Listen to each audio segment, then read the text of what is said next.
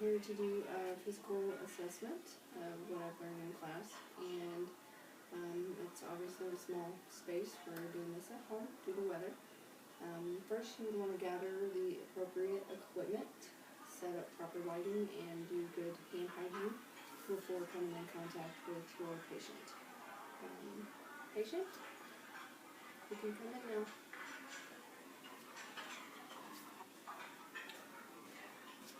As he's walking in here, you would want to assess mobility, which you would watch his gait to see if that is appropriate and good range of motion, which patient has no difficulty walking, and he appears to not need any assistance walking. So you also want to look at the appearance of your patient, make sure that the patient appears well kept, and that personal hygiene seems good. Clothing to be appropriate for the season, whether it's warm or cool, and that they're dressed appropriately for that. He appears to be clean and neat, and you also want to look for, observe their skin. You always want to inspect everything first, so you want to make sure skin color obviously is appropriate for ethnicity. First off, I want to examine both of your hands to make sure everything is okay, and then I want to assess for capillary refill, for circulatory status, and you want to make sure that the cap refill is less than 3 seconds, which would be appropriate, and his is less than 3 seconds. You also want to notice their speech while talking. His is clear, not slurred or garbled, and you also want to make sure that his mood and affect is appropriate for the situation, which it is. First, you want to examine by starting with the head and the face, making sure that the patient keeps good eye contact, which kind of allows you to assess emotional status or anything like that. First, you always inspect and then you palpate. And I want to look at your head and make sure that there's no lumps or anything found, so just let me know if you feel any tenderness, okay?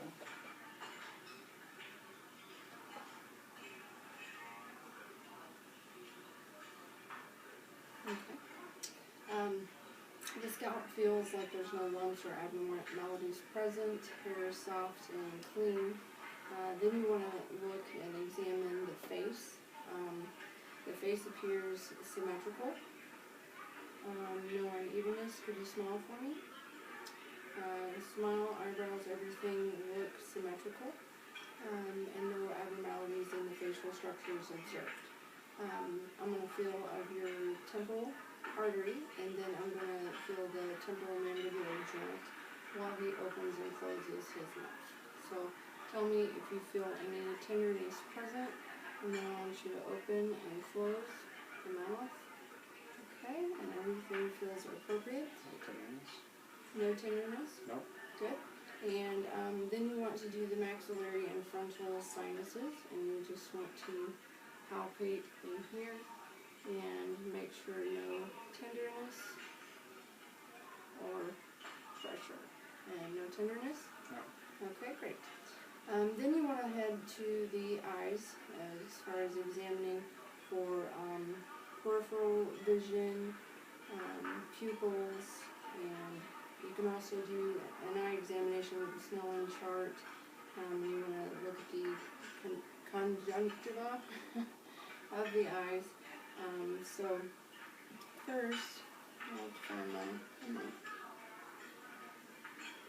alright, and I'm going to shine a bright light in your eyes, and I'm looking for pupil constriction and dilation whenever I remove the light. And here we go again. And his pupils are equal, round, and reactive to light appropriately. And then I want to check for your peripheral vision. Okay. So I want you to tell me whenever you see my fingers. Okay, now. Okay. I'm going to come over here. Yeah. Okay. Good. And that's just checking the peripheral vision. Then you want to check 6 cardinal positions of gaze, and what he's going to do is follow my finger without moving his head. So I want you to look at my finger, Okay. and then I don't want you to move your head. Okay. No problem. No problem yet? No? Alright, good job. And like I said, that is just the 6 cardinal positions of gaze, and his eyes followed it perfectly without any head movement needed. So now you want to go and inspect the eye structure itself as far as the color of the sclera and conjunctiva, I guess I said that. So I'm going to just pull down your eyelids like this, and they are pink.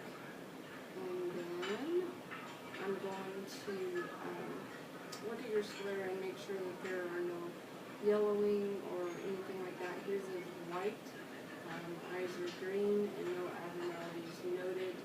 Usually you look for yellow, that could indicate any signs of jaundice or anything like that. So you can also test vision with a Snellen chart. A Snellen chart is where the patient is standing 20 feet from a chart that has larger letters that go to smaller letters, and you want to have the patient keep their eyewear on, whether it's contacts or glasses, and you want to have them read the smallest line possible that they can with covering one eye, and then have them do that with the other.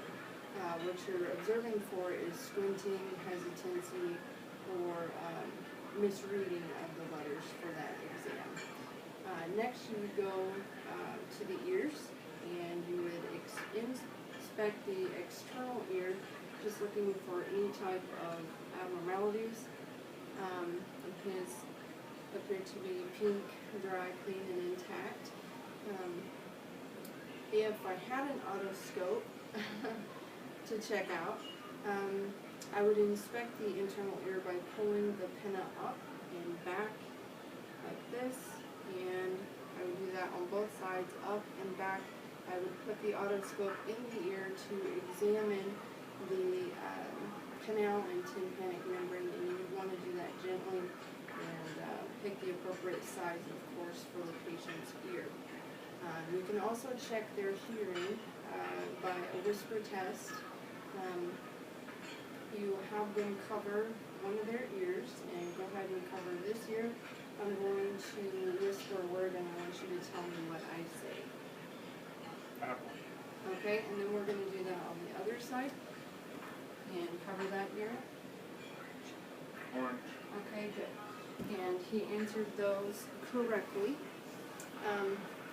Then we want to also inspect the nose to make sure it is symmetrical. No lesions and no abnormalities noted there. If I had the speculum, I would inspect the mucosa, the septum, and the turbinates in the nose to make sure those are pink and moist and appropriate. Then you're going to inspect the mouth and throat. So what you would do, you want to inspect the buccal mucosa of the mouth, the teeth, gums, tongue, and the floor of the mouth. I want you to stick your tongue out and say "ah," please. Alright. It appears as though the tonsils have been removed. Place your tongue up, please. Okay. And teeth look clean.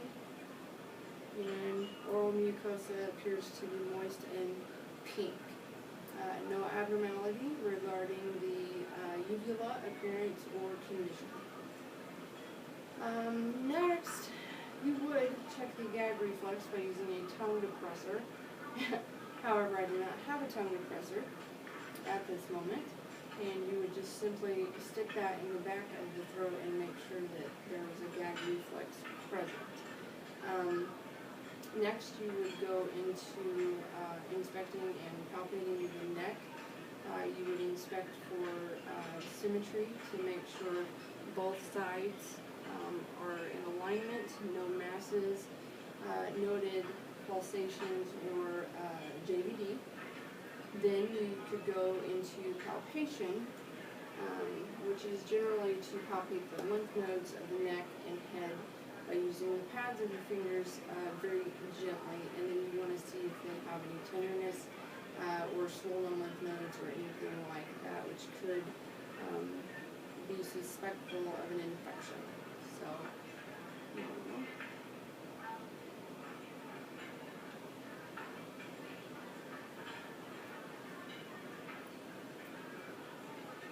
any tenderness? Nope, and no masses found or anything like that. Then you would want to check the carotid pulse on both sides to make sure that it is strong. And you want to do that lightly, not to put too much pressure, which his is. Very good on both sides. You want to make sure the trachea is in midline, and you want to check the thyroid by palpation and observation. So his trachea is not deviated at all. And then what I'm going to do is just kind of stand behind him to palpate. I'm going to have him swallow, and you can actually feel it move up and down and make sure there's no masses or anything present. Okay, go ahead and swallow. Okay. Alright, and there are no masses in his trachea. Moves upward and downward as normal. So after that, you would check range of motion in his neck. I want you to move side to side like this, from ear to ear, and no pain felt. Is that correct? No pain. Okay, and then I want you to go side to side, from ear to shoulder on both sides, and then I want you to go back and then forward. And tell me if there's any pain or tenderness there. A little bit of pain. Okay. A little bit of pain. And where is that pain located? Okay. Could you rate that for me at a 0 out of 10? 3. Okay. And is it more of an achiness, sharp, stabbing? Stabbing. Stabbing. Okay. And is that more just with movement? Yes. Okay. So you just lack a little bit of range of mobility going backward. Is that correct? Yes, I expect. Okay. So after that, you would definitely want to follow up on the pain to make sure that there's nothing else going on. Maybe take some x-rays and labs that are needed. And then now I want to go down to examining the chest, and you want to make sure the thoracic cage appears symmetrical along with the shoulders and muscles in here, especially upon breathing.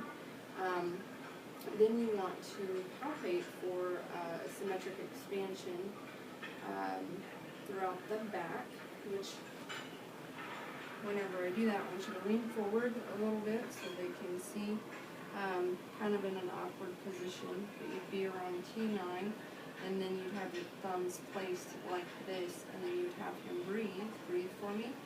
And your thumbs will raise upon inspiration. So go ahead and lean back for me. Then you want to assess for tactile firmness. Whenever you do that on the posterior part of the back, and you're looking for a dull, clear sound for resonance. So I'm going to do that by, I'm going to go here, and I'm going to tap.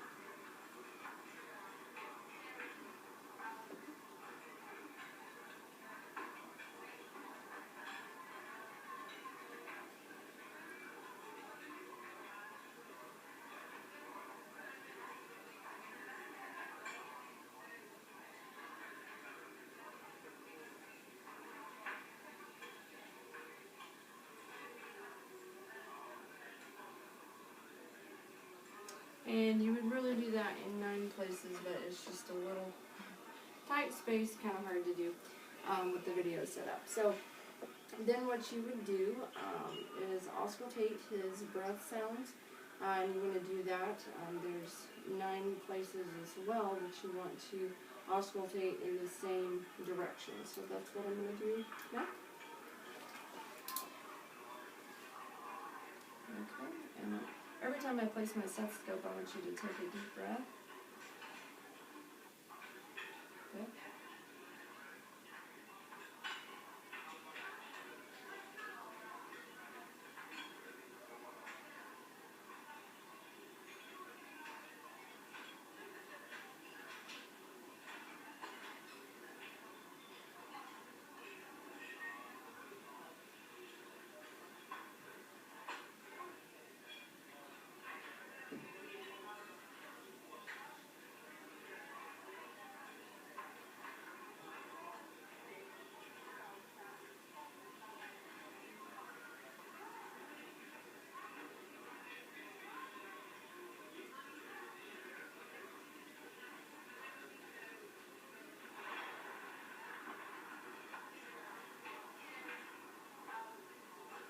Okay, and lungs sound clear. Very good. Mainly whenever you auscultate the lungs, you're listening for any type of wheezing, or crackles diminished or anything like that, which could be due to other diagnoses. Crackles would be like CHF exacerbation or pneumonia or anything like that. So you definitely want to listen to all of the lobes of the lung in order to assess your patient accurately. The next thing that I want to do is auscultate the heart valves. You want to do this with the bell and the diaphragm. You want to do this listening for murmurs or any abnormalities. You should hear a normal lub-dub, which usually indicates a normal sinus rhythm. Of course, you would have to have an EKG to confirm that. But first, you want to listen to the aortic valve, which is going to be on the right side, second intercostal space. Then you're going to go over to the pulmonic valve, which is the also in the second intercostal space, but it is on the left side of the patient.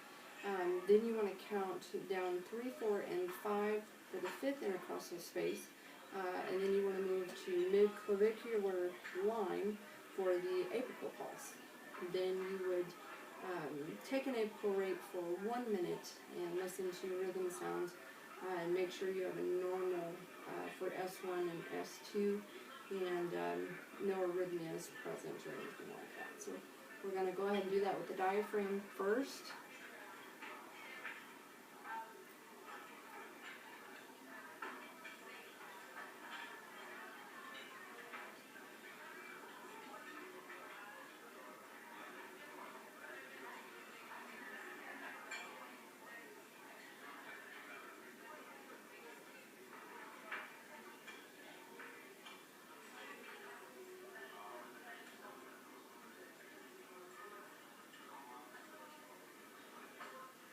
Alright, good.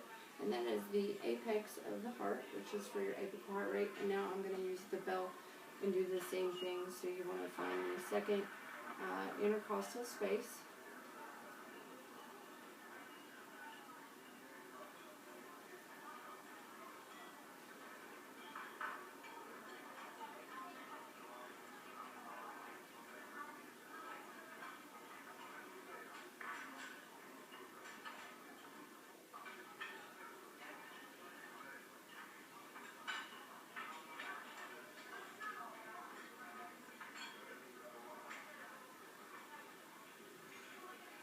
Alright, and everything sounds normal, no murmurs heard, and everything sounds good. So, looks like you're a good, healthy guy.